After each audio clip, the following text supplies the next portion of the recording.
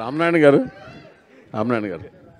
Sir, ఒక కొత్త డైరెక్టర్గా మీరు సినిమా ఇచ్చారు, నిర్మాత ఇచ్చినప్పుడు నిర్మాత కంఫర్ట్గా సినిమా ఫినిష్ చేయాలి, ముందు అనుకున్న బడ్జెట్లో సినిమాని ఫినిష్ చేయాలి. అవునండి.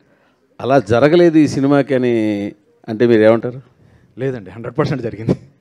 మేము కానీ క్వాలిటీలో ఎక్కడ కాంప్రమైజ్ కాలేదు. క్వాలిటీ కాంప్రమైజ్ కాలేదంటే బడ్జెట్ ఎక్సీడ్ అయిందనా? లేదండి, ఉన్నాడు కదా సార్, అడిగండి. ఆయన ఎందుకు, నాకు కావాలి డైరెక్ట్ గారికి ఆన్సర్ కావాలి. లేదండి, 100% మేము ఆయనే చెప్తున్నారు క్వాలిటీ కాంప్రమైజ్ కాలేదు అని.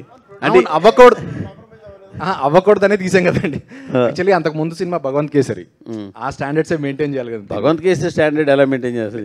లేదు సార్, ఇప్పుడు అయినా సినిమా అది 110 కోట్ల బడ్జెట్, అది 110 బడ్జెట్ కాదు సార్, అది 110 కోట్లు పెట్టాడు సార్. అది అదే సార్, ఆ కథకి సంబంధించిన వరకు ఆ బడ్జెట్, ఈ కథకి సంబంధించిన ఈ బడ్జెట్, కానీ ఎక్కడ కాంప్రమైజ్ కాలేదు అని. అంటే బడ్జెట్ ఎక్సైడ్ అయ్యారు? లేదు సార్, ఎక్కడ ఎక్సైడ్ 100% ఏదైతే ఫస్ట్ అనుకున్నామో అదే జరిగింది. అందులోనే చేసాం.